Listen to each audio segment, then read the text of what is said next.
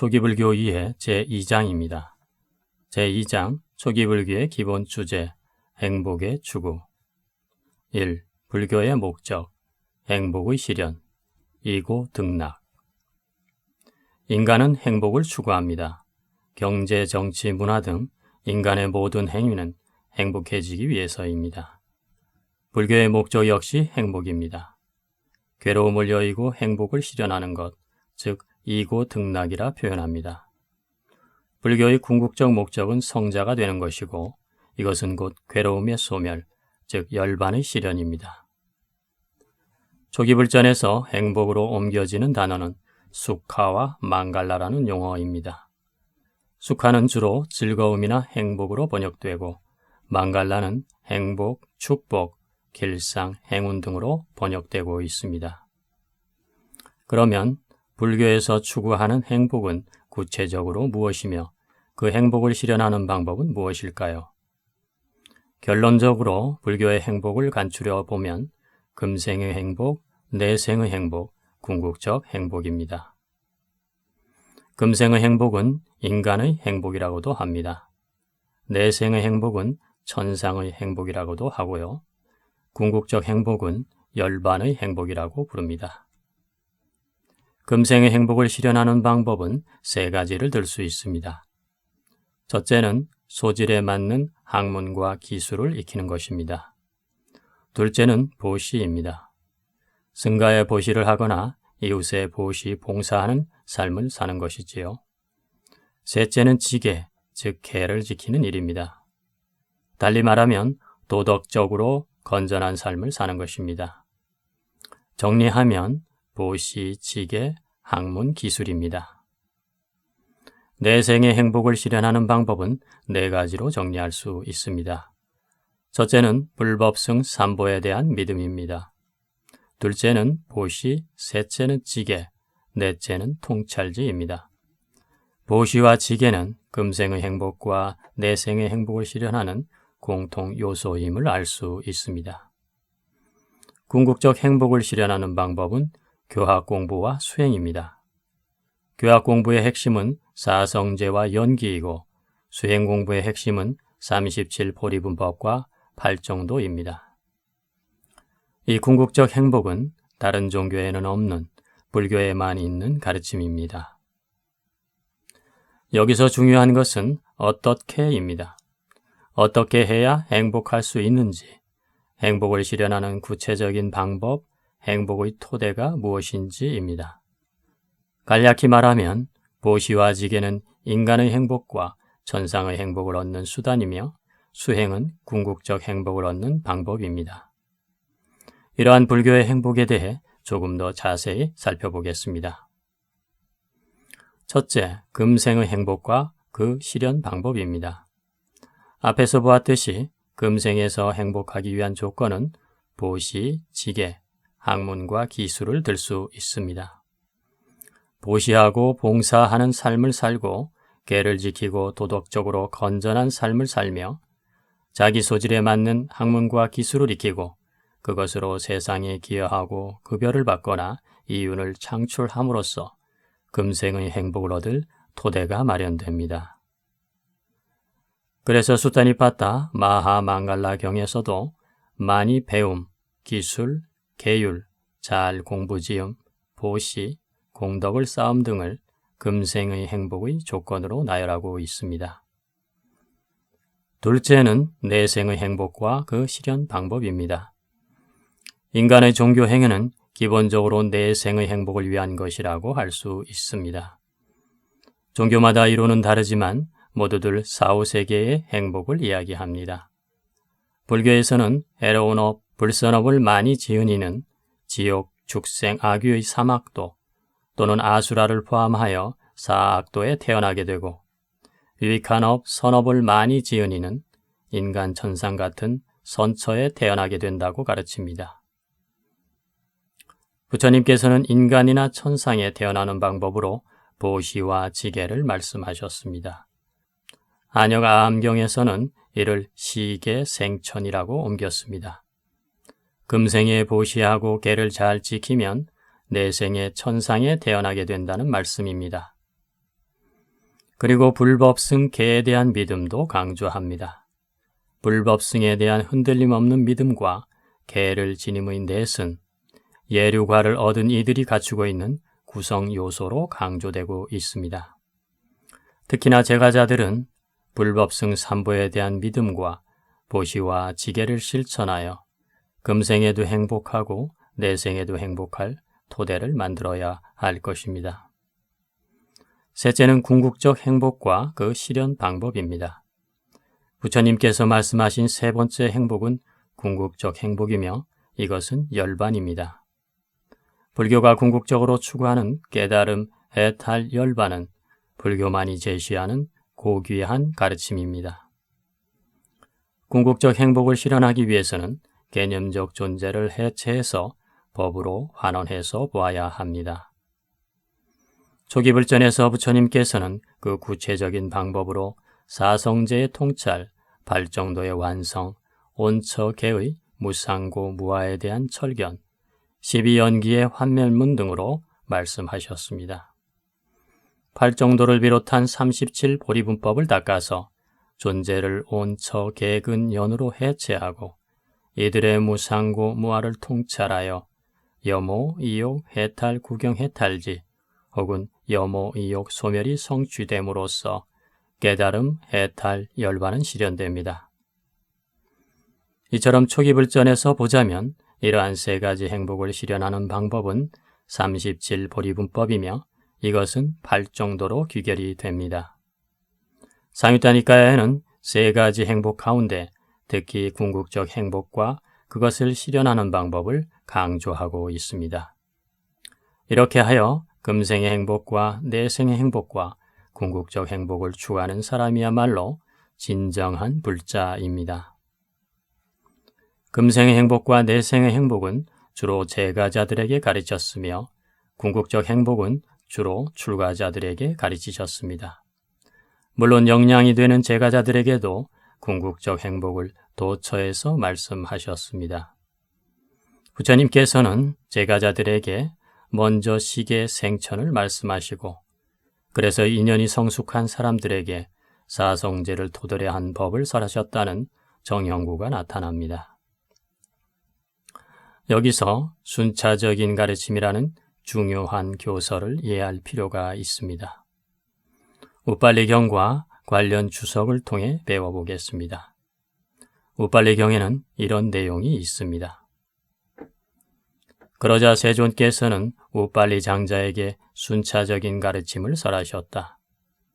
보시의 가르침, 개의 가르침, 천상의 가르침, 감각적 쾌락들의 재난과 타락과 오염원, 출리의 공덕을 밝혀주셨다.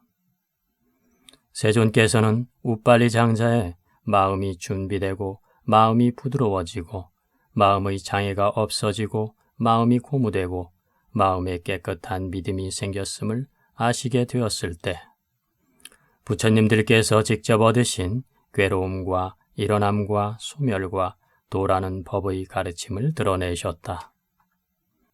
마치 얼룩이 없는 깨끗한 천이 바르게 잘 염색되는 것처럼 그 자리에서 일어나는 법은 그 무엇이건 모두 멸하기 마련인 법이다 라는 뒤없고 때없는 법의 눈이 우빨리 장자에게 생겼다.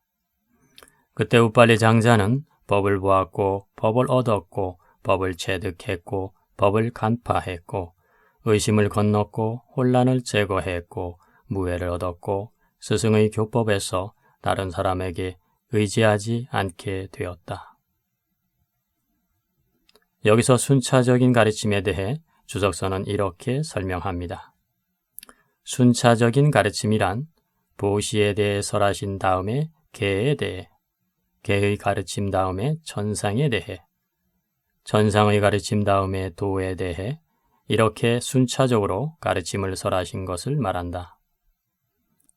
보시란 행복의 원인이고 증득의 뿌리이고 부의 기반이고 위험에 처한 자에게 기댈 곳이 되고 금생과 내생에서 보시와 같은 그런 의지처가 없다는 등으로 보시의 공덕에 대해 설하셨다. 그 다음에 보시를 행할 때 개를 성취할 수 있으므로 개의 가르침에 대해 설하셨다. 개는 의지처이고 기반이고 대상이고 기댈 곳이고 귀처고 행처고 비안이라는 등으로 개의 공덕에 대해 설하셨다.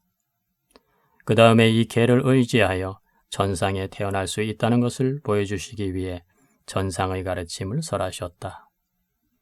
천상이란 원하는 것이고 사랑스러운 것이고 마음에 드는 것이고 항상 기쁨을 즐길 수 있고 항상 행운이 가득하다는 등으로 천상의 공덕과 관련된 말씀을 하셨다.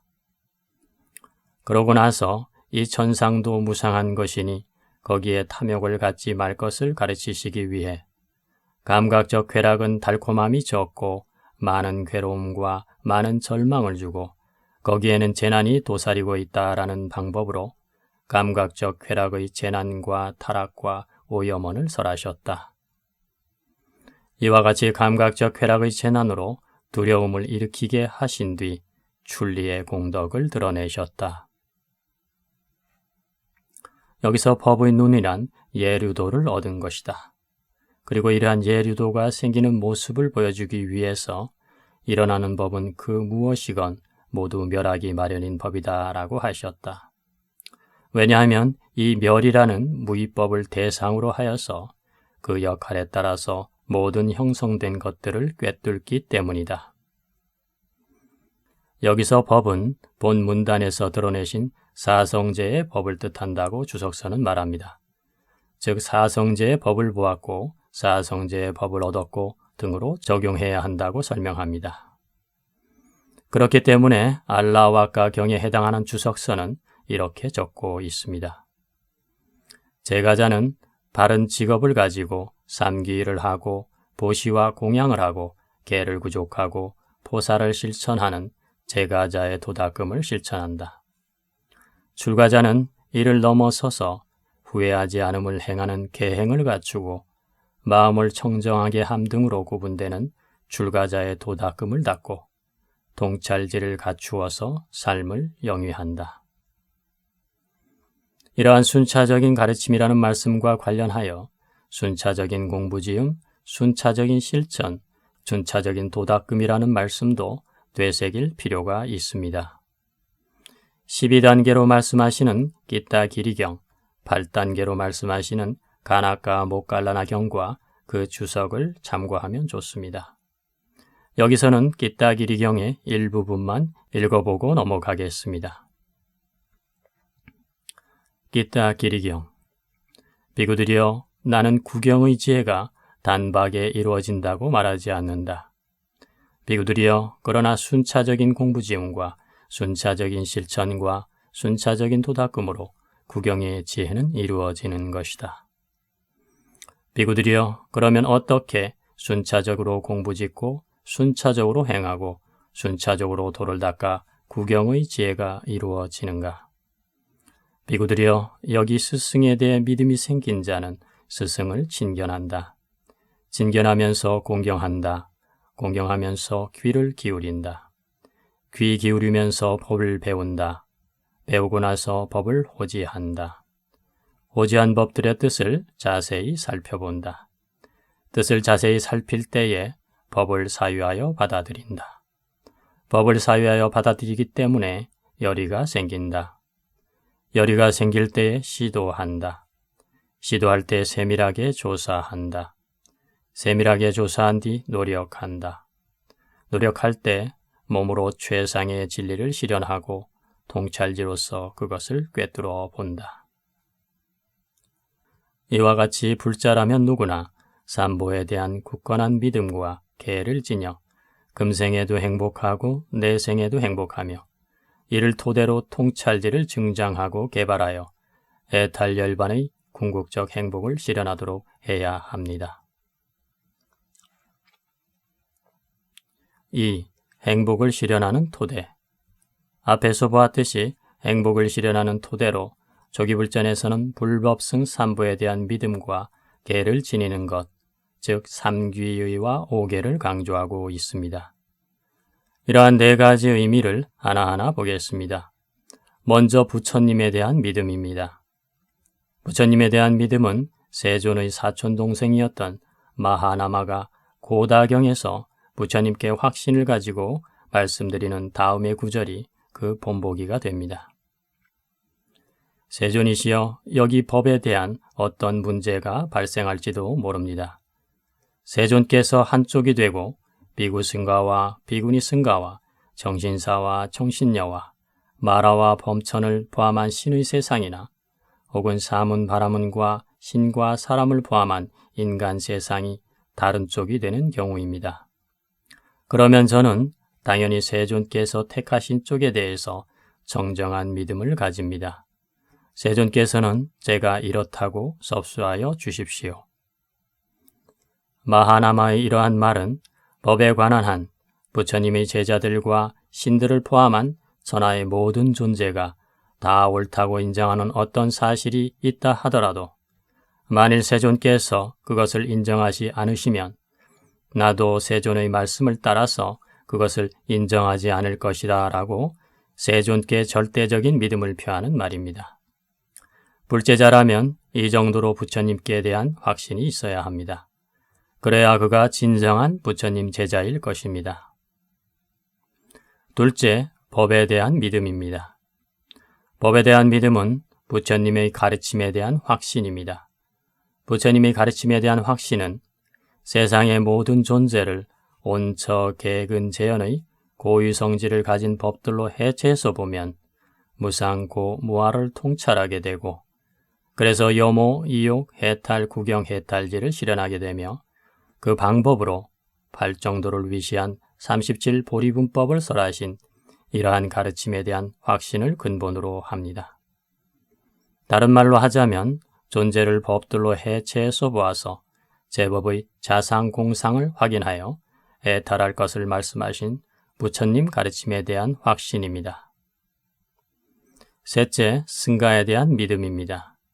승가에 대한 믿음은 승가는 궁극적 행복인 소멸무위 열반을 실현하기 위해서 세속적인 행복이나 가치를 버린 집단이기에 일체 존재들에게 공양받아 마땅하고 선사받아 마땅하고 보시받아 마땅하고 합장받아 마땅하며 세상의 위없는 복받이시다라고 확신하고 절대적인 신뢰를 가지는 것을 말합니다. 넷째, 계를 지키는 것입니다. 계를 지키는 것은 성자들이 좋아하며 훼손되지 않았고 뚫어지지 않았고 오점이 없고 얼룩이 없고 벗어나게 하고 지자들이 찬탄하고 성취한 것에 들러붙지 않고 삼매에 도움이 되는 오계 등을 받아 지니는 것을 말합니다. 이러한 네 가지는 예류자를 특징짓는 요소이기도 합니다.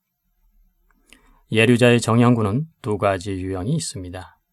첫 번째 정형구는 불법승에 대한 흔들림 없는 청정한 믿음과 계를 지니는 것입니다. 사유따니까야 예류 사유따에 있는 예류자의 정형구는 대부분 이렇게 나타납니다. 이처럼 불법승에 대한 흔들림 없는 청정한 믿음과 계를 지니는 것, 이렇게 네 가지를 예류자의 구성요소라고 말하고 있습니다. 경문을 인용하면 다음과 같습니다. 비구들이여, 여기 성스러운 제자는 이런 이유로 그분 세존께서는 아란이시며 완전히 깨달은 분이시며 명지와 실천을 구족한 분이시며 피안으로 잘 가신 분이시며 세간을 잘 알고 계신 분이시며 가장 높은 분이시며 사람을 잘 길들이는 분이시며 하늘과 인간의 스승이시며 깨달은 분이시며 세존이시다라고 부처님께 흔들림 없는 청정한 믿음을 지닌다. 그는 법은 세존에 의해서 잘 설해졌고 스스로 보아 알 수 있고 시간이 걸리지 않고 와서 보라는 것이고 향상으로 인도하고 지자들이 각자 알아야 하는 것이다 라고 법에 흔들림 없는 청정한 믿음을 지닌다. 그는 세존의 제자들의 승가는 잘 도를 닦고 세존의 제자들의 승가는 바르게 도를 닦고 세존의 제자들의 승가는 참되게 도를 닦고 세존의 제자들의 승가는 합당하게 도를 닦으니 곧 네 쌍의 인간들이요 8단계에 있는 사람들이시다. 이러한 세존의 제자들의 승가는 공양받아 마땅하고 선사받아 마땅하고 보시받아 마땅하고 합장받아 마땅하며 세상의 위 없는 복받이시다라고 승가에 흔들림 없는 청정한 믿음을 지닌다. 그는 성자들이 좋아하며 훼손되지 않았고 뚫어지지 않았고 오점이 없고 얼룩이 없고 벗어나게 하고 지자들이 찬탄하고 성취한 것에 들러붙지 않고 삼매에 도움이 되는 계를 지닌다. 비구들이여 이러한 4가지 법을 구족한 성스러운 제자는 흐름에 든 자여서 악취에 떨어지지 않는 법을 가졌고 해탈이 확실하며 완전한 깨달음으로 나아간다. 예류자는 사막도 혹은 아수라를 포함한 사악도에 떨어지지 않기 때문에 떨어지지 않는 법을 가진 자라고 하고 최대 7번만을 인간이나 천상에 태어나게 정해져 있기 때문에 해탈이 확실하다고 하며 더 높은 3가지 도, 즉 일레도, 불안도, 아라한도라 불리는 바른 깨달음을 향하여 가는 자이기 때문에 완전한 깨달음으로 나아가는 자라고 합니다.